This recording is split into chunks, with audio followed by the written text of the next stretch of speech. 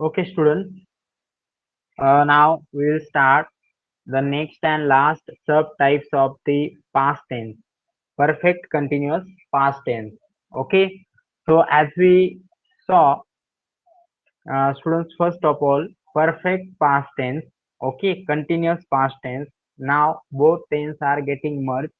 Perfect continuous past tense. Okay. So how will it react? We will see now.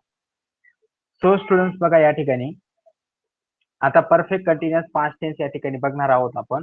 जो already आपण या ठिकाणी बघितलेलं होतं, मी तुम्हाला सांगितलेलं होतं की जेव्हा आपण हा टेन्स बघतो परफेक्ट आणि कंटिन्युअस, हा टेन्स एक मर्ज फॉर्म मध्ये असतो, ज्यामध्ये आपण सांगतो की एखादी क्रिया पूर्णत्वास गेलेली असते परंतु थोडीफार बाकी असते तर ती चालू असते. ओके, म्हणजे परफेक्ट पण असते आणि ती कंटिन्युअस पण असते, या फॉर्म मध्ये आपल्याला बोलायचं असतं. ओके, त्याच टेन्सला आपण परफेक्ट कंटिन्युअस टेन्स म्हणतो. आता परफेक्ट आणि कंटिन्युअस ही सिच्युएशन कधी होती तर पास्ट टेन्स मध्ये होती. हे आपण या ठिकाणी काय करणार आहोत, आता बघणार आहोत, कारण प्रेझेंटचं आपण बघितलेलं आहे. Okay, so perfect continuous past tense हा टेन्स या ठिकाणी कसा यूज होतो तर perfect continuous past tense is used to show that an action started in the past. बघा, action started in the past, continued for some time and was still ongoing up to a specific point in the past. बघा, सांगितलं की past मध्ये सुरू झाली, past मध्ये चालू होती आणि पुढेही ती काही वेळ काय होती तर चालू होती. बरोबर, अशा कुठल्याही टेन्सला आपण काय म्हणतो तर परफेक्ट कंटिन्युअस टेन्स म्हणतो. आणि पास्ट टेन्स मधलं बघतोय म्हणून आपण या ठिकाणी म्हणणार आहोत तर perfect continuous past tense. Okay, so या प्रकारे आपण ही लॉंग डेफिनेशन बघितली. शॉर्ट डेफिनेशन आहे की almost completed but something was remain, है ना. ऑलमोस्ट क्रिया काय झालेली होती तर कम्प्लीट झालेली होती परंतु थोडीफार बाकी होती, त्यामुळे या ठिकाणी आपण तो टेन्स काय केलेला तर वापरलेला. Almost completed but something was remain, है ना. सो आपण या ठिकाणी आता आपल्याला समजून गेलं की ती क्रिया परफेक्ट पण असेल आणि कंटिन्युअस पण त्या ठिकाणी असेल. बरोबर, दोन्ही फॉर्म मध्ये आपण या ठिकाणी काय करणार आहोत तर त्याला यूज करणार आहोत. आता बघा स्टुडंट, पुढे एक्झाम्पल आहे या ठिकाणी. त्याआधी आता याचा आपण फॉर्म्युला या ठिकाणी बघणार. सो फॉर्म्युलामध्ये ऍज युजल स्टुडंट्स आपल्याला माहित आहे आपण सुरुवातीला सब्जेक्ट वापरतो, परफेक्ट टेन्स आहे आणि परफेक्टचा हेल्पिंग वर्ब असतो हॅड, हे पण आपण या ठिकाणी बघितलेलं आहे. कंटिन्युअस टेन्स आहे, कंटिन्युअसचा हेल्पिंग वर्ब आपण बघितलं, या ठिकाणी वर्ब आयएनजी असतो. दोन टेन्स मर्ज झाल्यामुळे या ठिकाणी आपण बीन वापरतो आणि शेवटी या ठिकाणी काय असतं तर ऑब्जेक्ट असतं. सो आपलं या ठिकाणी फॉर्म्युला बनतो subject plus had plus been plus verb ING plus object, है ना. हे बघा, subject plus had plus been plus verb ING plus object. तर अशा प्रकारे आपण हा फॉर्म्युला लर्न केला आणि हाच फॉर्म्युला आपण या टेन्स मध्ये यूज करणार.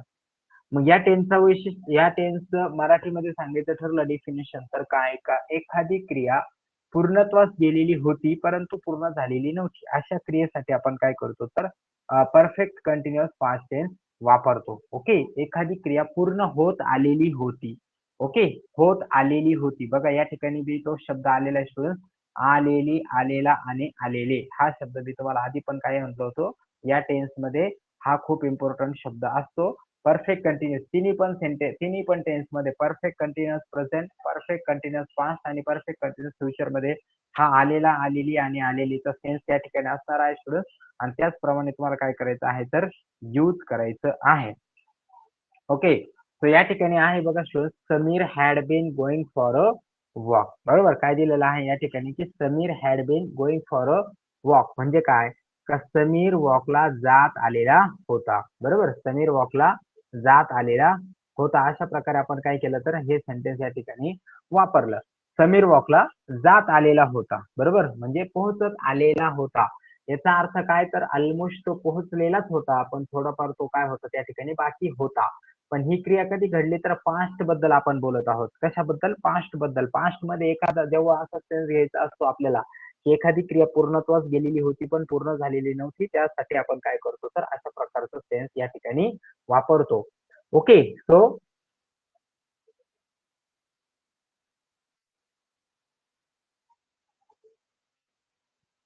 पहिलं सेंटेन्स आपण बघितलं अफर्मेटिव्हचं स्टुडंट की Sameer had been going for a walk, म्हणजे काय, समीर वॉकला जात आलेला होता किंवा पोहोचत आलेला होता. या ठिकाणी सब्जेक्ट समीर आहे. Had helping verb been merge झाल्यामुळं गोइंग वर्ब आयएनजी आणि फॉर अ वॉक काय आहे तर आपलं ऑब्जेक्ट आहे. आता आपल्याला म्हणायचं की समीर वॉकला पोहोचत आलेला नव्हता. ओके. सो ऑब्व्हियसली आपण काय करणार ॲज इट इज सेंटेन्स लिहिणार फक्त नॉट त्यामध्ये अप्लाय करणार. सो समीर हॅड इथं फक्त नॉट आला बाकी सेंटेन्स ॲज इट इज आहे. Sameer had not been going for a walk. Okay. त्यानंतर इंटरोगेटिव्ह आहे. आपण फक्त रिप्लेस करणार had Sameer been going for a walk. बरोबर. Had Sameer been going for a walk. Had Sameer not been going for a walk. बरोबर. Had Sameer not been going for a walk. Where had Sameer आता आपल्याला काय माहितीये की समीर कोठे वॉक करत आलेला होता. बरोबर. समीर कोठे वॉक करत आलेला होता. सो इंग्लिशमध्ये कसं घेणार आपण where had Sameer been going for a walk. बरोबर. बघा where had Sameer been going for a walk आणि त्यानंतर डब्ल्यूएच इंटरोगेटिव्ह निगेटिव्ह आपण वापरणार where had Sameer not been going for a walk. Where had Sameer not been going for a walk. अशा प्रकारे आपण या ठिकाणी काय केलेलं तर सेंटेन्सेस यूज केलेले. बरोबर. सो एखादी क्रिया पूर्ण होत आलेली होती. सो हा वर्ड जो आहे ना स्टुडंट्स आलेली, आलेला, आलेले हा वर्ड इथं खूप इम्पॉर्टंट आहे जो आपण परफेक्ट कंटिन्युअस प्रेझेंट मध्ये पण बघितलेला होता. बरोबर.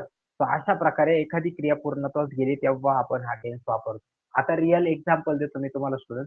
रिअल एक्झाम्पल द्यायचं ठरलं तर आपले टोटल 12 टेन्सेस असतात. त्या 12 पैकी आपण किती कंप्लीट केलेले आहे आता धरून 8 टेन्सेस या ठिकाणी काय झालेले आहेत तर कंप्लीट झालेले आहे. सो या टेन्सेसला कंप्लीट केल्यानंतर आपल्याला या ठिकाणी काय झालेलं आहे तर 12 आउट ऑफ 8 झाल्यामुळे आपले फक्त 4 बाकी आहे. याचा अर्थ आपण ऑलमोस्ट काय केलेली आहे क्रिया पूर्ण केलेली आहे. पण अजूनही ती चालू असणार आहे कारण 4 टेन्सेस अजून बाकी आहे. तर इंग्लिशमध्ये जर मला म्हणायचं असेल तर मी कसं म्हणेन की आय हॅव बीन. बरोबर. Been I have been learning. Okay. I have been learning tenses. Okay. बघा I have been learning tenses का मी टेन्सेस शिकत आलेलो आहे. ओके. मी टेन्सेस शिकत आलेलो आहे. सो हा वर्ड या ठिकाणी काय आहे तर खूप इम्पॉर्टंट आहे स्टुडंट्स. ओके. तसंच आपल्याला पास्ट मध्ये एखाद्या झालेल्या क्रियेबद्दल बोलायचं असेल तर तेव्हा आपण काय म्हणू की मी टेन्सेस शिकत आलेलो होतो. सो हॅवच्या जागी फक्त काय करणार आपण हॅड अप्लाय करणार. ओके. जेव्हा आपल्याला ती क्रिया पास्ट मध्ये गेल्यानंतर आपल्याला ती बोलायची असेल. अशा प्रकारे आपण पहिली स्लाइड या ठिकाणी बघितलेली आहे स्टुडंट. आता तुम्हाला हॅड बीन चा योग्य वापर या ठिकाणी प्रॉपरली समजला असेल तर हँड रेज करून मला कळवा.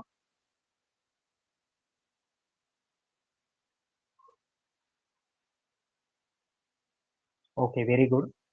आता नेक्स्ट आहे ऑब्व्हियसली स्टुडंट आपण या ठिकाणी दोन नाउन आणि प्रोनाउन घेतो तर या ठिकाणी आपण आय घेतलेला आहे. सो आय हॅड बीन आणि हॅडला आपल्याकडे दुसरा ऑप्शन नाही म्हणून आपण प्रत्येक ठिकाणी काय यूज करतो तर हॅडच यूज करतो. सो आपलं सेंटेन्स झाला आहे या ठिकाणी I had been going for a walk. बरोबर. म्हणजे काय मी वॉकला जात आलेलो होतो. I had not been going for a walk. मी वॉकला जात आलेलो नव्हतो. Had I been going for a walk. मी वॉकला जात आलेलो होतो का? Had I not been going for a walk. मी वॉकला जात आलेलो नव्हतो का? Where had I been going for a walk. मी वॉकला कुठे जात आलेलो होतो? आणि where had I not been going for a walk म्हणजे मी वॉकला कुठे जात आलेलो नव्हतो. अशा प्रकारे आपण या ठिकाणी आयचं पण एक्झाम्पल या ठिकाणी बघितलं. मग आपण या ठिकाणी पूर्ण एक्झाम्पल अजून बघूया बाकीचे नाउन आणि प्रोनाउन वरून जसं की I had been playing cricket. मी क्रिकेट खेळत आलेलो होतो. Okay. We had been playing cricket. आम्ही क्रिकेट खेळत आलेलो होतो. You had been playing cricket. तू क्रिकेट खेळत आलेला होता. You had been playing cricket. तुम्ही क्रिकेट खेळत आलेले होते. He had been playing cricket. She had been. It had been. They had been playing cricket. Okay. ते सर्व क्रिकेट खेळत आलेले होते. Okay. Sameer had been playing cricket. Sameer cricket खेळत आलेला होता. समीर आणि Aamir had been playing cricket. दोघेही क्रिकेट खेळत आलेले होते. This boy had been playing cricket. तो मुलगा क्रिकेट खेळत आलेला होता. That boy had been playing cricket. हा मुलगा सॉरी तो मुलगा क्रिकेट खेळत आलेला होता. This boys had been playing cricket. हे मुलं क्रिकेट खेळत आलेली होती आणि those boys had been playing cricket म्हणजे ते सर्व मुलं क्रिकेट खेळत आलेली होती. ओके. अशा प्रकारे आपण काय केलं या सेंटेन्सेसला व्यवस्थित समजून घेतलेलं. आता नेक्स्ट बघा स्टुडंट्स या ठिकाणी different kind of sentence through आपण बघूया. ओके. सो पहिलं या ठिकाणी आहे अफर्मेटिव्ह. ओके. कोणता आहे तर अफर्मेटिव्ह. सो अफर्मेटिव्ह मध्ये या ठिकाणी आहे I had been playing cricket. बरोबर. म्हणजे काय मी क्रिकेट खेळत आलेलो होतो. We had not been playing cricket. आम्ही क्रिकेट खेळत आलेलो नव्हतो. Had you been playing cricket, बरोबर. तू क्रिकेट खेळत आलेला होतास का? Had you not been playing cricket, तुम्ही सर्व क्रिकेट खेळत आलेले नव्हते का? Where had you been playing cricket, तो कुठे क्रिकेट खेळत आलेला होता? Where had she not been playing cricket, ती कुठे क्रिकेट खेळत आलेली नव्हती? It had been playing cricket, they had not been playing cricket. Had Sameer been playing cricket, had Sameer and Aamir not been playing cricket, where had this boy been playing cricket, where had that boy not been playing cricket, these boys had been playing cricket, those boys had been playing cricket. तर अशा प्रकारे आपण या ठिकाणी all sentences पण use केलेले student. जेव्हा पण तुम्हाला बीनच्या सेंटेन्स मध्ये नॉट अप्लाय करायचा असेल, लक्षात ठेवा तो नॉट नेहमी बीनच्या अगोदरच या ठिकाणी काय करायचं आहे, तर तुम्ही वापरायचा आहे. आणि अशा प्रकारे आपण या ठिकाणी काय केलेलं आहे स्टुडंट, ही स्लाइड पण आपण या ठिकाणी बघितलेली आहे. आणि परफेक्ट कंटिन्युअस पास्ट टेन्सला आपण या ठिकाणी काय केलेलं आहे, तर समजून घेतलेलं आहे. एखादी क्रिया पूर्णत्वास गेलेली होती पण पूर्ण झालेली नव्हती, अशा टेन्सचे जे सेंटेन्सेस असतात ते परफेक्ट कंटिन्युअस पास्ट टेन्सचे सेंटेन्सेस असतात. तो अशा प्रकारे आपण या टेन्सला समजून घेतलेला आहे.